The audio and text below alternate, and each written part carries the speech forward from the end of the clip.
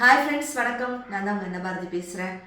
அம்மா அப்பா இவங்களுக்கு ஈடு இணையான தெய்வம் யாருமே இந்த உலகத்தில் இல்லைன்னு சொல்லலாம். 16 வயசுக்கு கீழே ஒருத்தன் வேலைக்கு போனான்னா பெத்த அப்பா சரியில்லை, 61 வயசுக்கு மேலே ஒருத்தர் வேலைக்கு போனார்னா பெத்த பிள்ளை சரியில்லைன்னு அர்த்தம். இந்த அம்மா அப்பா யோசிச்சு பாருங்களேன், அவங்க எவ்வளோ கஷ்டப்பட்டாலும் பரவாயில்ல, தான் கஷ்டப்படக்கூடாது அப்படிங்கிறதுக்காக அவங்க படுற துன்பங்கள் சொல்லி மாளாது. கவிஞர் சிநேகன் அவர்களுடைய வரிகளில் ஒரு அருமையான ஒரு பாடல்.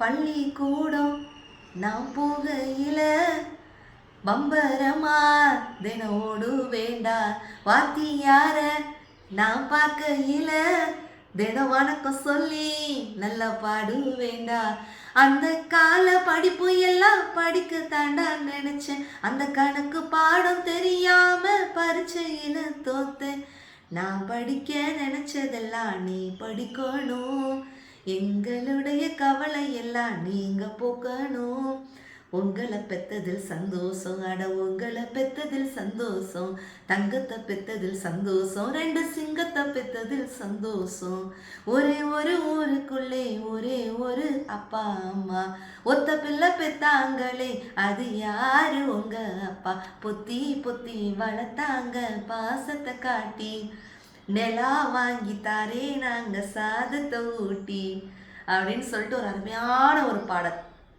ஆனால் ஒரு வேதனை அளிக்கக்கூடிய ஒரு விஷயம், இன்னைக்கு சமீப காலமாக முதியோர் இல்லங்கள் அதிகமாகிட்டே போகுது. அதுவும் குறிப்பாக மதுரை மாவட்டத்தில் தான் மிக அதிகமான முதியோர் இல்லங்கள்.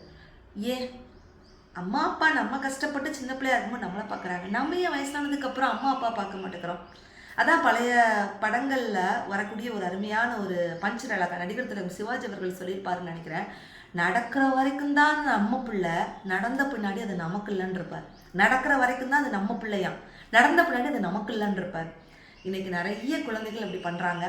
தயவு செய்து இப்படி பண்ணாதீங்க. அம்மா அப்பாவை என்னைக்கும் நம்மளுடைய இதயத்தை வைத்திருப்போம். நன்றி.